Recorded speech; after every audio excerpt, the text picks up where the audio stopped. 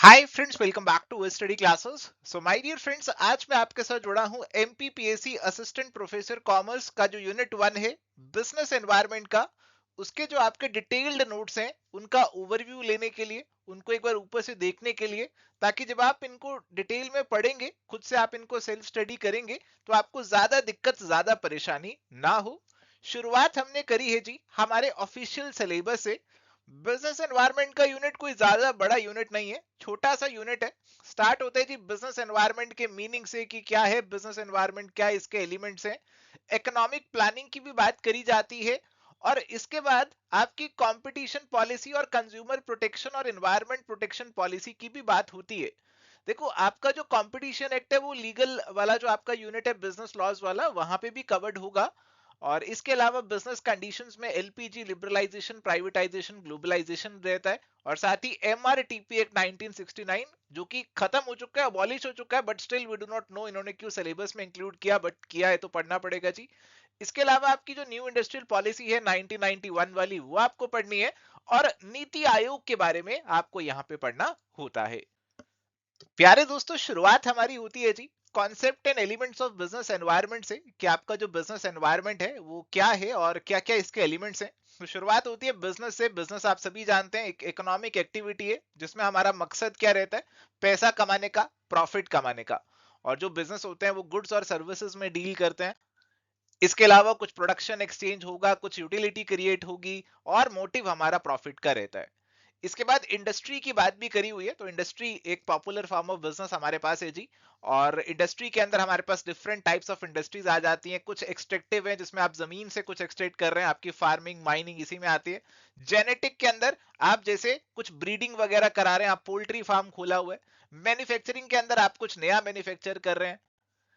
Construction के अंदर हमारा जो कंस्ट्रक्शन वाला काम होता है जी, जैसे आप कुछ रोड्स, डैम्स, ब्रिजेस बना रहे हैं, वो आ जाता है। और सर्विस इंडस्ट्री में मेरे जैसे लोग आते हैं जो दूसरों को सर्विस दे रहे होते हैं, ट्रांसपोर्टेशन, इंश्योरेंस, बैंकिंग, बहुत सारी सर्विसेज रहती है।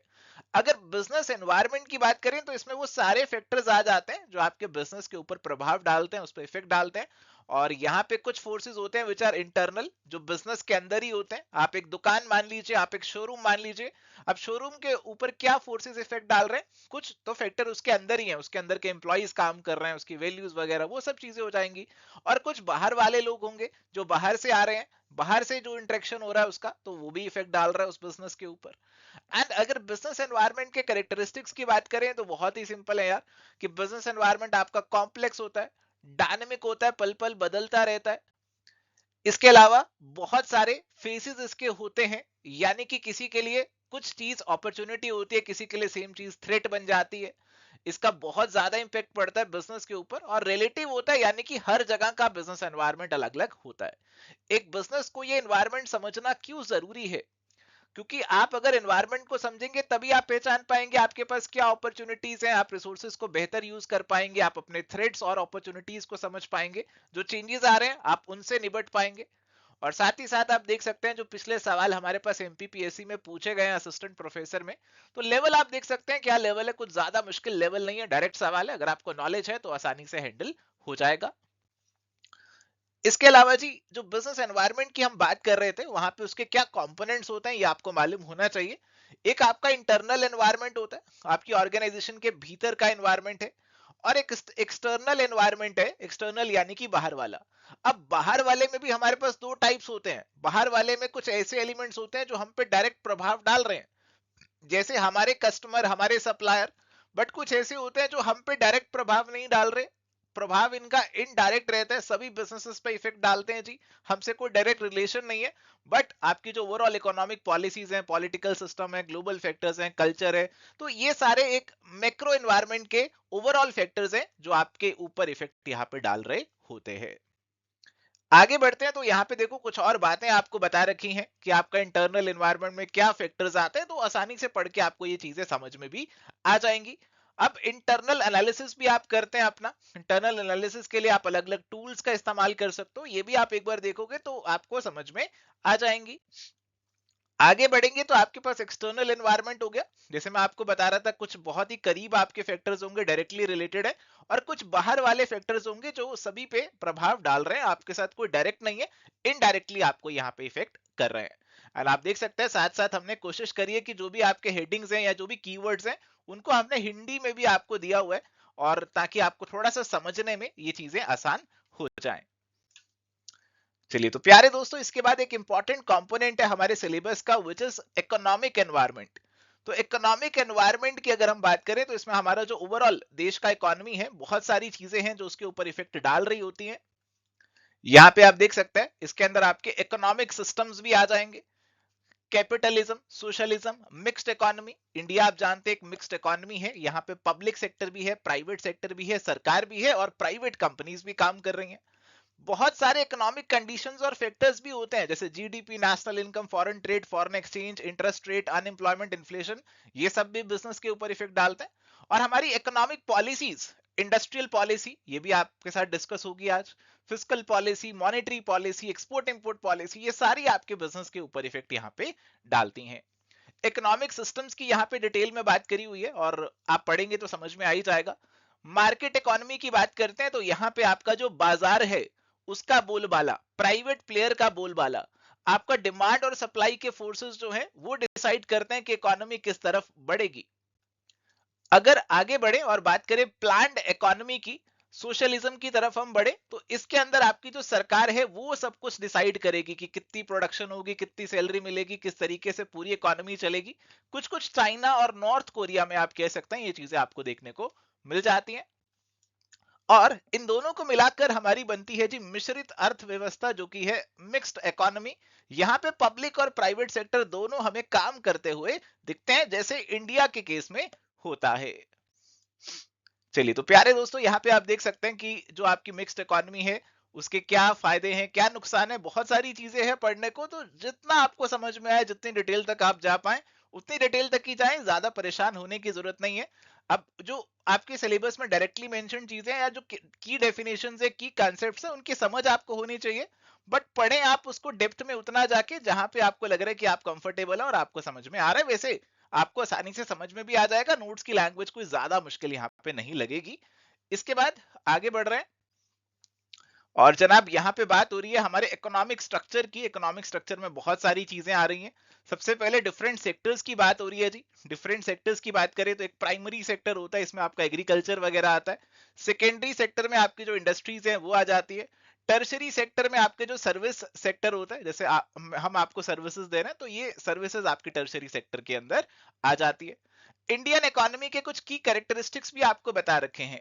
इंडियन इकोनॉमी के अंदर पर कैपिटा इनकम लो है। पर कैपिटा इनकम बोले तो अगर हम टोटल नेशनल इनकम को डिवाइड करते हैं हमारी पॉपुलेशन से, तो पता लगता है एक बंदा कितना कमा रहा है, पर पर्सन कितनी कमाई हो रही है, तो वो काफी कम है as compare to other countries.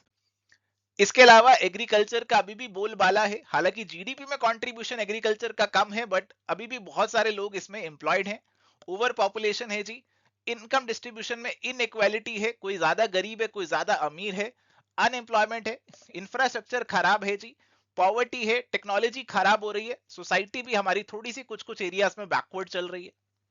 Social and cultural business environment की भी बात कर रखी है, तो आप जानते हैं आपकी सोसाइटी आपके कल्चर बिजनेस के ऊपर इफेक्ट डालते हैं जी।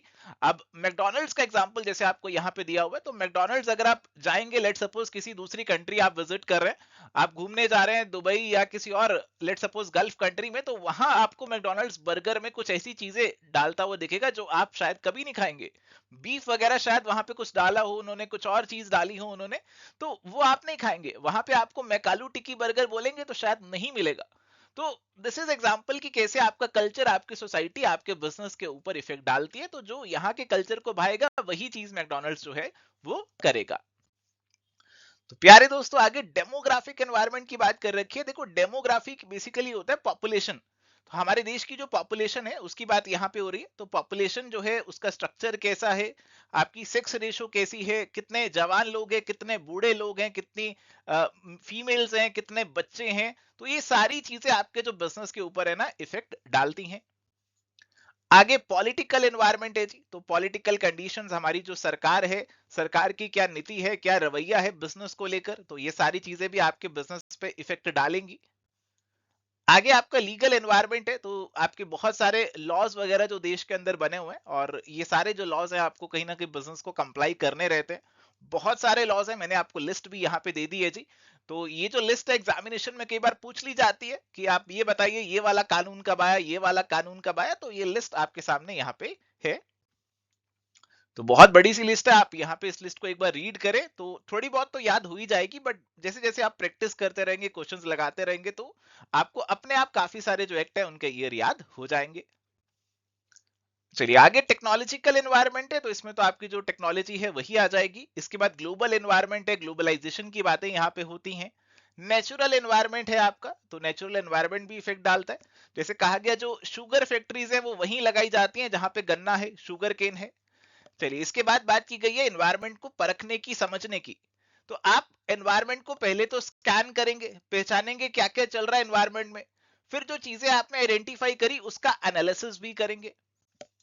अब एनालिसिस कैसे होता है उसके लिए आपको बहुत सारी चीजें यहाँ पे बता रखी हैं जो आप एक बार ऊपर ऊपर से रीडिंग ले सकते हैं, बहुत ज्यादा डिटेल में जाने की जरूरत नहीं है। यहाँ पे हमारे पास कुछ इंपॉर्टेंट टेक्निक्स भी हैं एनालिसिस को लेकर। इसमें सबसे पहली है जी आपकी स्वॉट एनालिसिस। स्वॉट का मतलब होता है strengths, weaknesses, opportunities and threats. ये जो स्ट्रेंथ्स और वीकनेसेस होते हैं ये आपके इंटरनल होते हैं। अपॉर्चुनिटीज और थ्रेट्स जो होते हैं वो आपको बाहर एनवायरनमेंट से मिलते हैं, ये आपके एक्सटर्नल होते हैं। कई लोग इसे स्वॉट लिखते हैं और कई जो नए ऑथर्स आ चुके हैं, कई नए थिंकर्स आ चुके हैं, वो कहते हैं नहीं स्वॉट मत लिखो, इसे टोज लिखो, कि पहले आप अपने थ्रेट अपॉर्चुनिटीज को देखो, पहले उनका नाम आना चाहिए, ऐसा कुछ ऑथर्स ने आपको बोला हुआ है। चलिए इसके अलावा एक बहुत इंपॉर्टेंट एनालिसिस हमारे पास रहती है विच इज पेसल एनालिसिस। पेसल का फुल फॉर्म आपको पता होना चाहिए, political, economic, socio cultural, technological, legal and environmental. तो मोटा मोटी इसमें जो भी आपके मैक्रो एनवायरनमेंट के, जो एक्सटर्नल एनवायरनमेंट में मैक्रो एनवायरनमेंट के फैक्टर्स है ना, वो सारे इसके अंदर आ जाते हैं। तो कौन कौन से फैक्टर्स आ रहे हैं ये आपको यहाँ पे याद करना है, ये आपको मालूम होना चाहिए। इसके बाद यहाँ पे कुछ और टेक्निक्स की भी बात कर रखी है, ज्यादा इंपॉर्टेंट तो नहीं है, बस हाँ एक बार आप नजर डाल लेना। बिजनेस रिस्क की बात भी कर रखी है, रिस्क अलग अलग हो सकते हैं आपके बिजनेस में। कुछ फाइनेंशियल रिस्क है, पैसे से जुड़ा हुआ जी, नुकसान हो गया पैसे का। मार्केटिंग रिस्क, आपकी मार्केटिंग नहीं चली, लोगों को प्रोडक्ट पसंद नहीं आया।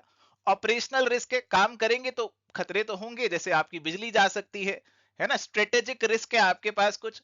स्ट्रेटेजिक रिस्क बोले तो कि कुछ कॉम्पिटिटर कुछ ऐसा नया ले आया, उसने कुछ ऐसी स्ट्रेटेजी बना दी कि आप अटक गए, कोई नई टेक्नोलॉजी आ गई। वर्कफोर्स रिस्क है कि आपकी वर्कफोर्स ठीक से काम नहीं कर रही है, तो बहुत सारे रिस्क भी बिजनेस को फेस करने पड़ते हैं।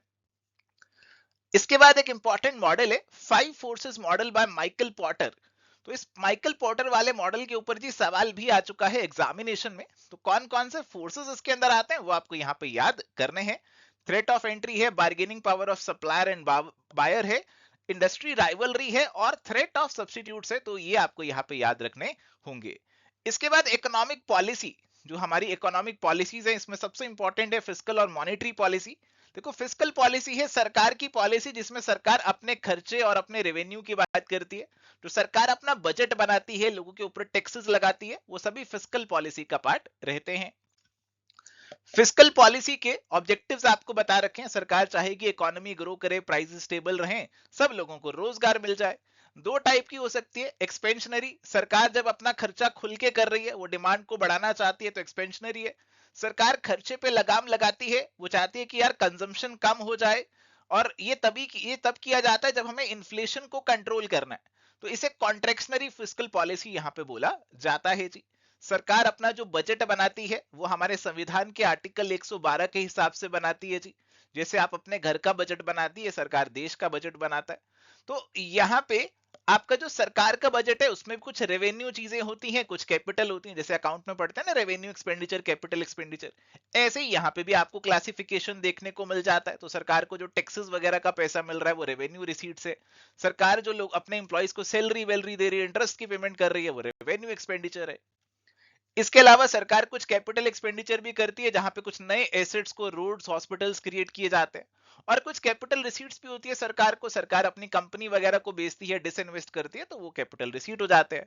जब आपके खर्चे ज्यादा है, कमाइयां कम है सरकार की, तो डेफिसिट अराइज हो जाता है। फिस्कल डेफिसिट आपने जरूर सुना होगा जी। तो फिस्कल डेफिसिट अगर है तो फिर उसे कहीं ना कहीं आपको ब्रिज करना होगा। इसके बाद है मॉनेटरी पॉलिसी, मौद्रिक नीति। ये बेसिकली आपका आरबीआई का मेन डोमेन रहता है जी। तो यहाँ पे आरबीआई देखता है कि कितना मनी का सप्लाई इकोनॉमी में रहना चाहिए, और इन्फ्लेशन को कंट्रोल करना है, साथ ही साथ लोगों के पास पैसे की अवेलेबिलिटी भी होनी चाहिए, इकोनॉमी भी ग्रो करनी चाहिए, तो इसके लिए आरबीआई बनाता है। इसके अंदर बहुत सारे इंस्ट्रूमेंट्स को इस्तेमाल करता है। रेपो रेट है इसके अंदर, ये वो रेट है जिसपे आरबीआई बैंक्स को लोन देता है। इसके ऑपोजिट है रिवर्स रेपो, जिसपे बैंक्स आरबीआई को लोन देते हैं जी। इन दोनों को मिलाकर जो आरबीआई फैसिलिटी चलाता है उसे एलएएफ लिक्विडिटी एडजस्टमेंट फैसिलिटी बोला जाता है। इसके अलावा आपकी एमएसएफ मार्जिनल स्टैंडिंग फैसिलिटी भी यहाँ पे रहती है जी, जिसमें थोड़ा सा इंटरेस्ट रेट ज्यादा हो जाता है, थोड़ी सी पेनल्टी लग जाती है। तो अलग अलग रेट्स आपको यहाँ पे देखने को मिलते हैं आपकी मॉनेटरी पॉलिसी को लेकर। इसके अलावा यहाँ पे सीआरआर, एसएलआर, ये सब चीजें भी आ जाती है जो सिंपल बैंकिंग टर्म्स हैं और आप पढ़ेंगे तो समझ में आ जाएगी। चलिए, इसके बाद यहाँ पे आप देख सकते हैं कि आपको एक समरी पूरी बना के हमने दे दी है। तो जो भी चीजें हमने अपने पहले पार्ट में पढ़ी थी आपके बिजनेस को लेकर, बिजनेस एनवायरनमेंट को लेकर, इकोनॉमिक सिस्टम्स को लेकर, उन सब की समरी आपको यहाँ पे देखने को मिल रही है, इंग्लिश में भी हिंदी में भी। तो जौन सी लैंग्वेज में आप कंफर्टेबल है, समरी आप उसमें पढ़ सकते हैं।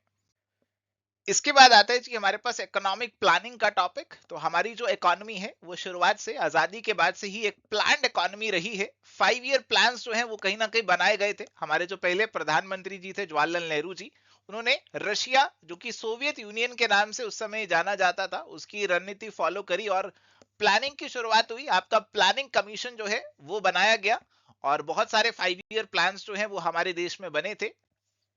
तो जनाब, इकोनॉमिक प्लानिंग की बात करें तो क्या उद्देश्य, क्या ऑब्जेक्टिव्स उसके रहे थे? प्लान बनाए जा रहे थे कि हमारी इकोनॉमी ग्रो करे, पॉवर्टी को कम कर सके, हम सेल्फ सफिशिएंट बने और देशों पे डिपेंडेंट ना रहें, equity, social justice, regional development, सबका विकास हो, लोगों को रोजगार मिले, आपकी जो रीजनल डिस्पैरिटीज हैं वो कहीं ना कहीं कम हो जाए, लोगों का स्टैंडर्ड ऑफ लिविंग जो है वो यहाँ पे इंक्रीज हो जाए। तो ये सब ऑब्जेक्टिव्स के साथ हमने अपनी जो प्लानिंग है वो यहाँ पे शुरू कर दी और अलग अलग तरीके के प्लान्स जो है वो यहाँ पे बनाए जाने लगे।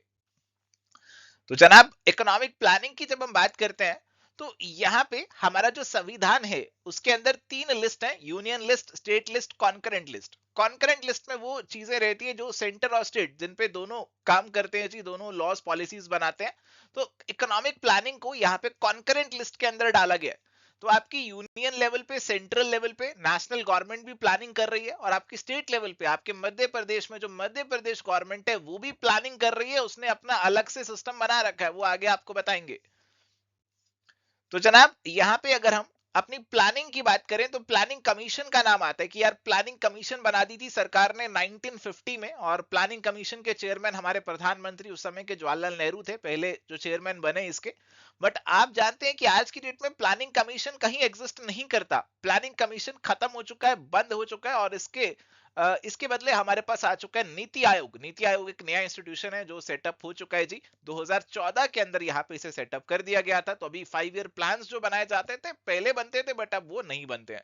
तो हमारे देश में 12 5 ईयर प्लान्स बने थे जी, और ये जो 12 5 ईयर प्लान्स के की फीचर हैं वो आप यहाँ पे देख सकते हैं। जैसे पहला 5 ईयर प्लान, उसका क्या ड्यूरेशन था। और जनाब, कई बार पूछ लेते हैं यार ये किस किस मॉडल पे बना था, तो हरड डॉमर मॉडल, ये कुछ नाम है। तो इनके यहाँ पे इस मॉडल पे ये प्लान जो है वो आपका बनाया गया था, और मेन फोकस शुरू में एग्रीकल्चर डेवलपमेंट पे रखा गया था। फिर आया अगला 5 ईयर प्लान जो कि 1956 के अंदर आया जी। ये वाला जो है पीसी महलनोबिस मॉडल के नाम से जाना जाता है, और यहाँ पे मेन फोकस आपका इंडस्ट्रियल डेवलपमेंट के ऊपर था, तो फोकस हमारा बदल गया। फिर थर्ड 5 ईयर प्लान आया 1961 से 66, और इस प्लान में हमें लड़ाइयां भी फेस करनी पड़ी, चाइना के साथ और पाकिस्तान के साथ हमारी लड़ाइयां भी रही, और लड़ाइयों के कारण हमें थोड़ा प्लानिंग में रुकावट भी डालनी पड़ी। 66 से 69 हमारी प्लान हॉलीडेज रही। इसके बाद आपका फोर्थ 5 ईयर प्लान आया 69 टू 74 वाला, और जनाब ये वाले प्लान में इंदिरा गांधी जी थी लीडर आपकी। बट इस प्लान के अंदर आपके एक तो इंडिया पाकिस्तान वॉर हुआ था 1971 का, जहां पे बांग्लादेश को हमने आजादी दिला दी थी, और आपके बैंक्स का नेशनलाइजेशन भी यहीं पे हुआ था। फिर आया जी फिफ्थ 5 ईयर प्लान। इसकी सबसे इंपॉर्टेंट चीज ये है कि यहाँ पे गरीबी हटाओ का नारा दिया गया था, गरीबी हटाओ की बात करी हुई थी। अब यहाँ पे जो है हमारे पास इंदिरा गांधी जी की सरकार खत्म हो गई इस प्लान के बाद, और मोरारजी देसाई की जनता पार्टी गवर्नमेंट जो है पावर में आ गई थी, और उन्होंने कहा कि नहीं, हम ये 5 ईयर प्लान नहीं बनाएंगे, हम रोलिंग प्लान बनाएंगे। छोटे छोटे प्लान जो है वो यहाँ पे हम बीच बीच में बनाएंगे। थोड़ा देर उनकी सरकार चली और थोड़ी देर ये रोलिंग प्लान चले। इसके बाद वापस से हमारे 5 ईयर प्लान्स आ गए, वापस से कांग्रेस की सरकार आ गई, इंदिरा गांधी जी फिर से पावर में आ गई आपके 6th 5 ईयर प्लान में। इसके बाद आपका 7th 5 ईयर प्लान आया जी 85 टू 90 वाला, ये राजीव गांधी जी की लीडरशिप में यहाँ पे आया जी। और जनाब इसके बाद यहाँ पे सिचुएशन थोड़ी सी खराब हो गई, एनुअल प्लान्स कुछ लाए गए। आप जानते हैं 1991 में सिचुएशन काफी खराब हो गई थी और नई पॉलिसी भी यहीं पे आई थी हमारी। 8th 5 ईयर प्लान आया था 1992 में, और इस समय हमारे पीवी नरसिम्हा राव जो थे वो यहाँ पे हमारे प्राइम मिनिस्टर हुआ करते थे, और उन्होंने नई इकोनॉमिक पॉलिसी की यहाँ पे शुरुआत करी थी। फाइनेंस मिनिस्टर हमारे उस समय डॉक्टर मनमोहन सिंह जी हुआ करते थे। 9th 5 ईयर प्लान 97 से 2002 अटल बिहारी वाजपेयी जी की चेयरमैनशिप में, प्राइम मिनिस्टर वही थे उस समय के। इसके बाद आपका 10th 5 ईयर प्लान 2002 से 2007 तक चला। इसके बाद 11th 5 ईयर प्लान आपका है जी 2007 से 12, इसका थीम था rapid and more inclusive growth. और आखिरी 5 ईयर प्लान 2012 से 17, उसका हमारा थीम था faster more inclusive and sustainable growth. And जनाब यहाँ पे अब प्लानिंग कमीशन बंद हो गया, हमारी 5 ईयर प्लान्स बंद हो गए, तो कुछ ना कुछ खामियां तो रही होंगी हमारी प्लानिंग में, तो वो खामियों की बात भी कर रखी है कि यार प्लान तो बनाए बट फिर भी गरीबी नहीं हटा पाए, अनएम्प्लॉयमेंट को इतना काम नहीं कर पाए, इसके अलावा करप्शन को नहीं काम कर पाए, इन्फ्लेशन को नहीं काम कर पाए। तो ये कुछ ऐसी चीजें हैं जो आपको जो थोड़ा पॉलिटिक्स में न्यूज में भी देखने को मिलेंगी जब एक दूसरे की कमियां निकाली जाती हैं। Economic planning in Madhya Pradesh की बात करें तो यहाँ मध्य प्रदेश में जो शुरुआत हुई थी ऑफिशियल प्लानिंग की 1972 में ना, स्टेट प्लानिंग बोर्ड बना था। और ये जो है इसने प्लानिंग की कहीं ना कहीं शुरुआत तो कर दी थी हमारी मध्य प्रदेश के अंदर, और इसका जो नाम है वो बाद में बदलकर Madhya Pradesh state planning commission कर दिया गया था, और उसको बाद में Madhya Pradesh state policy and planning commission कर दिया। और ये नाम भी चला नहीं, इसका भी नाम फिर से बदला गया, बहुत सारे प्रोग्राम्स वगैरह भी आपकी ये कमीशन लेकर आई थी, और इसका नाम फाइनली 2023 में बदलकर कर दिया मध्य प्रदेश राज्य नीति आयोग। जैसे सेंट्रल लेवल पे नीति आयोग बनाया, वैसे ही स्टेट लेवल पे मध्य प्रदेश के अंदर भी आपका जो नीति आयोग है वो यहाँ पे बन चुका था। और जनाब यहाँ पे भी आपके पास एक समरी आ चुकी है, जो इंपॉर्टेंट चीजें हैं आपकी इकोनॉमिक प्लानिंग से जुड़ी हुई वो आपको इस समरी में देखने को मिल जाएंगी, हिंदी में भी और इंग्लिश में भी। इसके बाद आता है टॉपिक आपका नीति आयोग का। तो नीति आयोग का गठन कब हुआ जी? 1 जनवरी 2015 को आपका एक यूनियन कैबिनेट ने रेजोल्यूशन पास किया, कर दी प्लानिंग कमीशन की छुट्टी, और आ गया नया आपका नीति आयोग। और नीति आयोग बहुत सारे काम करता है, नीति आयोग के ऊपर आपको ना अलग से हमने वीडियो भी डाल दिया, क्योंकि ये नया टॉपिक है, आपने यूजीसी नेट में नहीं पढ़ा होगा, तो इसके लिए हमने एक अलग से टॉपिक भी डाल दिया। इकोनॉमिक प्लानिंग के ऊपर भी एक अलग से आपका वीडियो डाला हुआ है जी आपके कोर्स के अंदर, तो आप उसे भी डिटेल में देख सकते हैं। तो नीति आयोग क्या है, क्या काम करता है, क्या इसका कॉन्स्टिट्यूशन है, कौन इसके चेयरमैन है, जैसे प्राइम मिनिस्टर इसके जो है एक्स ऑफिशियो चेयरमैन है, एंड इसके अलावा इसके क्या 7 पिलर्स हैं। तो बहुत सारी फैक्चुअल जानकारी है जो आपको यहाँ पे देखने को मिल रही है। इसके अलावा इसका कॉम्पोजिशन क्या रहता है, कौन कौन लोग इसका पार्ट बनते हैं, तो ये है सारी इंपॉर्टेंट बातें। नीति आयोग प्लानिंग कमीशन से कैसे अलग है, तो ये सारी चीजें आपको यहाँ पे देखने को मिल जाएंगी। आप वीडियो भी देख लेंगे तो आपको और अच्छे से समझ में आ जाएंगी। इसके बाद आते हैं जी एस्पेक्ट्स ऑफ बिजनेस एनवायरनमेंट। इसमें आपकी कंपटीशन पॉलिसी, कंज्यूमर प्रोटेक्शन और एनवायरनमेंट प्रोटेक्शन पॉलिसी आ जाती है। देखो कंपटीशन पॉलिसी की बात करें तो यहाँ पे दो मेन कानून है हमारे, एक आपका एमआरटीपी एक्ट है 1969 वाला, और दूसरा आपका कंपटीशन एक्ट 2002 है। तो एमआरटीपी एक्ट आपका सिलेबस में स्पेसिफिकली मेंशन्ड है, तो उसके जो की पॉइंटर्स है वो आपको पढ़ने पड़ेंगे। बाकी कंपटीशन एक्ट जो है वो आपका बिजनेस लॉज के अंदर भी आता है, तो वहां पे भी आप उसे डिटेल में पढ़ेंगे। इसके अलावा जी यहाँ पे देखो कंपटीशन एक्ट के कुछ कुछ प्रोविजन डाले गए, आप एक बार रीडिंग ले सकते हैं। तो बेसिकली यहाँ पे हमने केवल इतना ही कवर किया कि यार ये कब बना था, कौन सी कमेटी के रिकमेंडेशन पे बना था एमआरटीपी, और ये कैसे अलग थे, क्या इसके ऑब्जेक्टिव्स हैं, यहाँ पे ज्यादा डिटेल में नहीं गए हैं। बट जो आपका कंज्यूमर प्रोटेक्शन एक्ट है उसको हमने थोड़ा और डिटेल में कवर किया। इसमें पुराना 1986 वाला कानून था। देखो इस पे सवाल पूछना तो नहीं चाहिए, बट कह नहीं सकते, एग्जामिनर का कुछ पता नहीं होता, जैसे बेसिक एस्पेक्ट्स जो है वो तो आपको पता ही होने चाहिए। जैसे 1986 वाला कानून कब आया था, सीधा सीधा सवाल ऑलरेडी एग्जामिनेशन में पूछा हुआ है, तो ये कुछ बेसिक चीजें आपको जरूर याद रखनी होंगी। इसके अलावा जो नया कानून आया ये आपका 2019 के अंदर आया था जी, और नए कानून के अंदर क्या क्या चीजें हैं, क्या क्या फीचर्स हैं, वो आपको यहाँ पे देखने को मिल जाएंगे। किस तरीके से कंज्यूमर को डिफाइन किया गया है, इसके अलावा कंज्यूमर के क्या क्या राइट्स हैं यहाँ पर, और क्या क्या नई चीजें आपको यहाँ पे देखने को मिल रही हैं। जैसे इलेक्ट्रॉनिक कंप्लेंट्स का भी प्रोविजन डाल दिया कि आप इलेक्ट्रॉनिकली अपनी कंप्लेंट फाइल कर सकते हैं। एंड प्यारे दोस्तों यहाँ पे ना आपका एक बहुत इंपॉर्टेंट कुछ बॉडीज वगैरह रहती हैं, जैसे एक तो आपकी सेंट्रल कंज्यूमर प्रोटेक्शन अथॉरिटी है जो सेंट्रल लेवल पे बनाई गई है। इसके अलावा कुछ आपके कमीशन रहते हैं, कुछ आपके बॉडीज रहते हैं जो आपके नेशनल, स्टेट और डिस्ट्रिक्ट लेवल पे भी बनाए गए हैं। तो यहाँ पे प्यारे दोस्तों आप देख सकते हैं कंज्यूमर प्रोटेक्शन एक्ट 1986 और 2019 वाला जो कानून है उसमें क्या फर्क है। तो 1986 वाला आपका जो पुराना कानून था और जो नया कानून है वो कैसे अलग है वो आप यहाँ पे देख सकते हैं जी। तो जो की डिफरेंसेस है वो आपको यहाँ पे देखने को मिल जाएंगे। जो आपकी कमीशन है उनकी जो लिमिट्स है वो भी हमने यहाँ पे इंक्लूड कर दिए। कई बार एग्जामिनेशन में पूछ लेते हैं भाई कौन सी कमीशन की क्या लिमिट है। तो यहाँ पे हमारे पास डिस्ट्रिक्ट, स्टेट और नेशनल लेवल पे जो कमीशंस हैं आपको उनकी डिटेल दे रखी है कि कमीशन के चेयरमैन कौन होंगे, क्या उनका क्राइटेरिया रहता है जी, और इसके अलावा क्या उनकी मॉनेटरी जुरिस्डिक्शन रहती है। तो एज पर दी रूल्स, जो नए रूल्स हैं उनके अकॉर्डिंग जो इनकी जुरिस्डिक्शन की लिमिट है वो आपको यहाँ पे दे रखी है जी।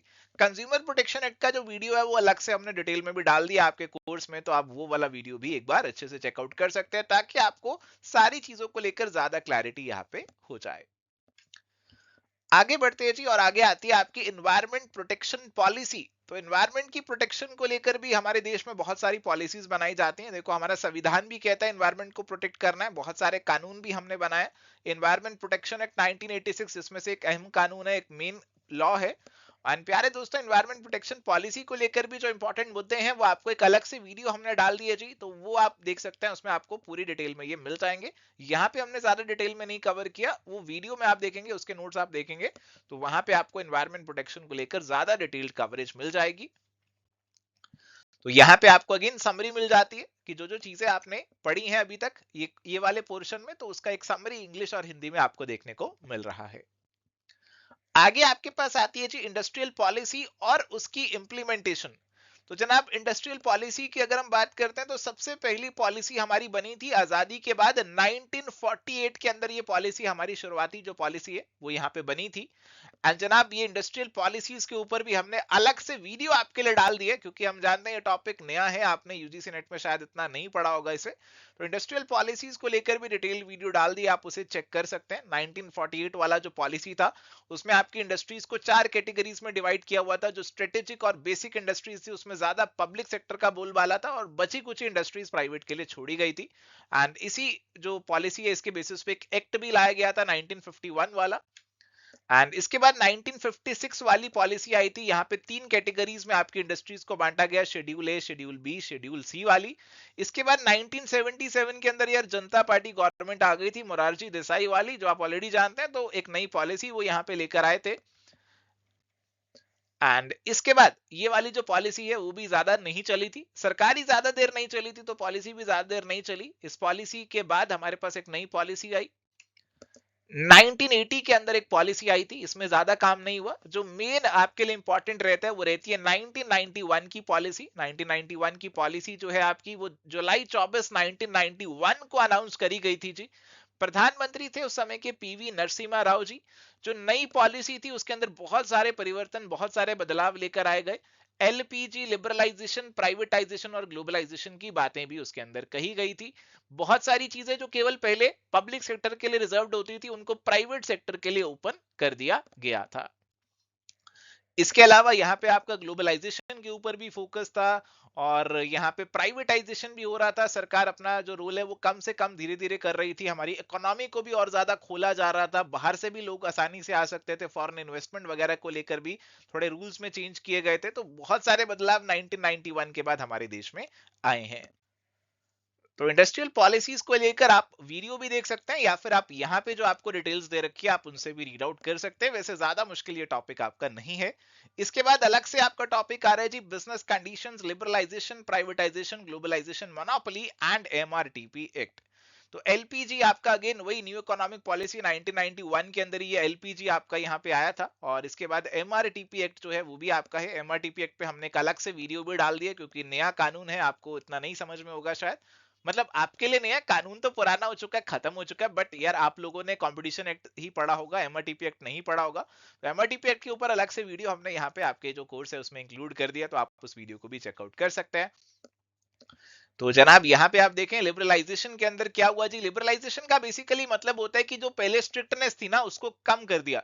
पहले हर चीज के लिए सरकार के पास लाइसेंस लेने जाना पड़ता था, बहुत सारे सेक्टर ऐसे थे जिसमें आप काम ही नहीं कर सकते थे, सरकार के लिए रिजर्व थे। तो जो भी रिस्ट्रिक्शंस थी उनको कहीं ना कहीं यहाँ पे कम कर दिया गया। इसके अलावा यहाँ पे आप देख सकते हैं लिबरलाइजेशन के क्या फायदे क्या नुकसान, आप रीड करेंगे समझ में आ जाएंगे। एंड इसके बाद आया था जी प्राइवेटाइजेशन। प्राइवेटाइजेशन वर्ड वैसे आपको पता है पीटर एफ ड्रकर ने इन्वेंट किया था। तो एक फैक्ट है और ये एग्जामिनेशन में पूछा भी हुआ है, यूपी वाले एग्जामिनेशन में ये चीज पूछी हुई है जी। और ये प्राइवेटाइजेशन का मतलब होता है कि सरकार अपनी जो इंडस्ट्रीज है, अपनी जो कंपनीज है, वो पब्लिक सेक्टर जो है वहां से निकाल रहा है और प्राइवेट सेक्टर को दे दी जा रही है, प्राइवेट प्लेयर्स को दे दी जा रही है।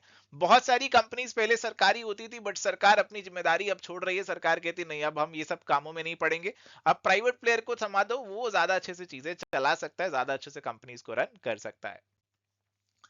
तो यहाँ पे बहुत सारी चीजें आ रही हैं और सबसे इंपॉर्टेंट यहाँ पे आपका डिस इन्वेस्टमेंट ही रहता है कि सरकार जो है विनिवेश कर रही है, जो पहले सरकार ने इन्वेस्ट किया हुआ था वो वापस निकाल के प्राइवेट सेक्टर को बेचा जा रहा है। डिस इन्वेस्टमेंट को लेकर हमारे पास अलग से डिपार्टमेंट भी बना हुआ है, department of investment and public asset management, जो मिनिस्ट्री ऑफ फाइनेंस के अंडर यहाँ पे आता है।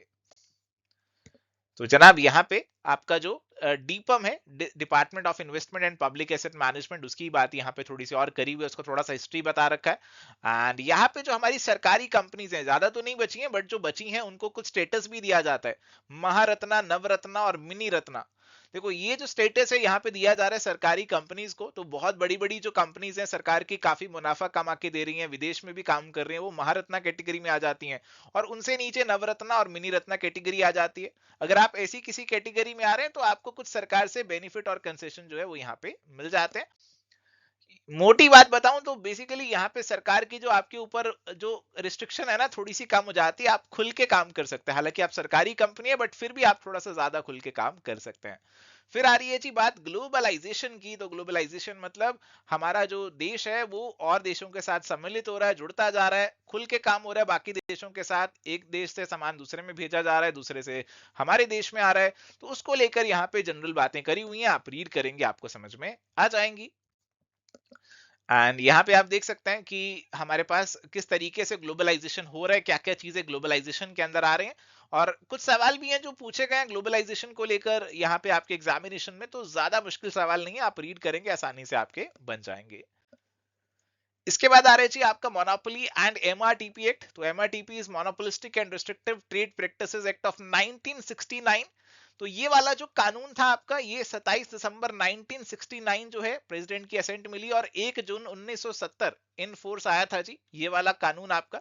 ये वाला कानून अभी एग्जिस्टेंस में नहीं है आपका, अभी कंपटीशन एक्ट ही चलता है जी। तो ये वाला कानून जो था इसमें काफी कमियां थी, कुछ गड़बड़ थी इस कानून के अंदर, कुछ ज्यादा ही कंट्रोल्स और रिस्ट्रिक्शंस लगा रखे थे यहाँ पे इस वाले कानून में।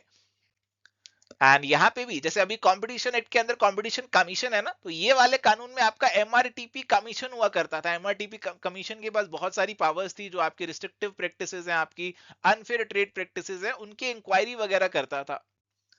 एंड यहाँ पे एक्शन भी ले सकता था कि कुछ एक्शन ले सकता था कि यार ये वाली अपनी प्रैक्टिस बंद कर दो, ये वाला जो आप काम कर रहे हैं ये कंज्यूमर्स के लिए फायदेमंद नहीं है, इससे कंपटीशन खत्म हो रहा है, आपकी मोनोपोली हो रही है। तो ऐसे कुछ पावर्स भी उसको यहाँ पे दिए गए थे ऑर्डर पास करने के।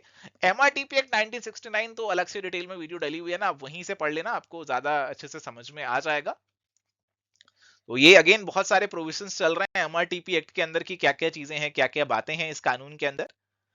एंड यहाँ पे जी देख सकते हैं हमारे पास लास्ट टॉपिक जो बन रहा है हमारे इस यूनिट का, वो बन रहा है जी रिफॉर्म्स का, इकोनॉमिक रिफॉर्म्स का। तो इकोनॉमिक रिफॉर्म्स की कुछ जनरेशंस की बात कर रखी है। देखो कहा जाता है कि जो 1991 के अंदर रिफॉर्म्स आए थे वो फर्स्ट जनरेशन रिफॉर्म्स थे। तो फर्स्ट जनरेशन रिफॉर्म्स के अंदर mainly LPG, liberalisation, privatisation, globalisation हुआ। तो इसके अलावा प्यारे दोस्तों सेकेंड जनरेशन रिफॉर्म्स हमारे 2001 के अंदर लाए गए थे जी। तो हमारे जो रिफॉर्म्स है उनको कंटिन्यू किया गया और अलग अलग एरियाज में रिफॉर्म्स लाए गए। फैक्टर मार्केट रिफॉर्म्स की बात चल रही है, पब्लिक सेक्टर रिफॉर्म्स की बात चल रही है, तो धीरे धीरे और भी रिफॉर्म्स लाए जाने लगे। इसके अलावा यहाँ पे थर्ड जनरेशन और फोर्थ जनरेशन भी आ रहे हैं, तो ये जो है ना चीजें बहुत ज्यादा कोई ऐसा नहीं है कि लकीर की फकीर है, कोई लॉ बना हुआ है कि यार ये थर्ड जनरेशन है, ये फोर्थ जनरेशन है। ये बस पॉपुलर हम ना टर्म्स यूज कर लेते हैं कि यार अब तो फोर्थ जनरेशन चल रहा है, अब तो 5G चल रहा है ना, ऐसी ऐसी बातें कर लेते हैं। तो उस कॉन्टेक्स्ट में यहाँ पे आपको कुछ चीजें देखने को मिल रही हैं। एक बार रीडिंग लगा लेना, ज्यादा डिटेल में इनको घुसने की जरूरत आपको बिल्कुल भी नहीं है। तो जनाब यहाँ पे आ गई आपकी फाइनल समरी। ये जो लिबरलाइजेशन, प्राइवेटाइजेशन, ग्लोबलाइजेशन, एमआरटीपी और आपके जो इकोनॉमिक जनरेशन है उनकी पूरी समरी आ गई जी। तो आप इसकी भी एक बार रीडिंग ले सकते हैं, तो आपको ज्यादा एक कंसोलिडेशन मिल जाएगा और आसानी से आपका जो पूरा यूनिट है वो यहाँ पे आसानी से कवर हो जाएगा, रिवाइज हो जाएगा।